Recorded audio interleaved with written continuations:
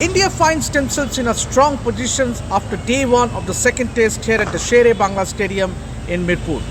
Obviously, having bowled out Bangladesh for 227 runs, both the openers looked good at stumps. But the talking point for the day has to be the dropping of Kuldeep Yadav. How on earth can you drop a player who has performed in the last test match, picked 8 wickets, 5 wickets in the first innings, and then to have scored that crucial 40 runs which helped India score that 400 runs, to drop him? He was also the man of the match. How can you drop a player who has performed? What message does it send to the performing players who have performed for the team? And it was a very strange decision. Obviously, someone else could have been dropped, but unfortunately, it was Kuldeep who was the scapegoat. He had to be dropped in to make way for Jaydev Unadkat.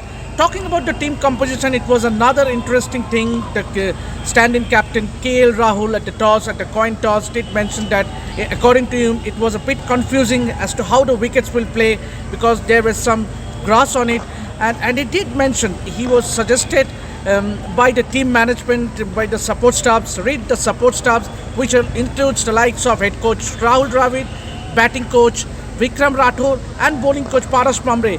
All three of them has been looking at the wicket, assessing the wickets for the last 2 days here at the Sher-e-Bangla Stadium. But unfortunately, as it stood out, captain tells on record that it was a confusing decision as to how the wicket will play.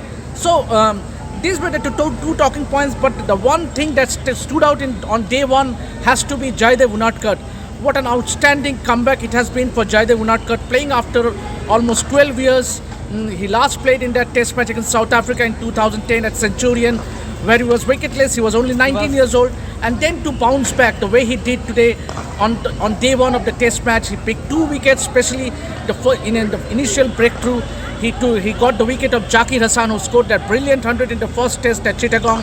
So it has been a standout performance for Jaydev Unadkat, playing a test match after 12 years for India. That has been an outstanding thing. But talking about the Indian bowling, it has been again yet another good performance by Umesh Yadav, who picked 4 wickets for 25 runs, along with the likes of Ravichandran Ashwin, who was also the standout performer for India, getting 4 wickets for 71 runs. All in all, it was a good performance for the Indian team. As far as the Bangladesh team is concerned, obviously there has not been any substantial partnerships. Talking about captain Shakib Al Hasan, he looked good, but he played that rash shot immediately the first ball after lunch, where he got out holding to Chetushar Pujara of the bowling of Umesh Yadav.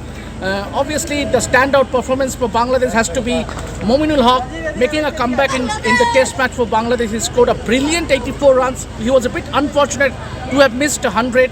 It would have been nice for him, for the former Bangladesh captain, to have got a 100 in his test comeback. But overall, it has been a brilliant performance for the Indian team.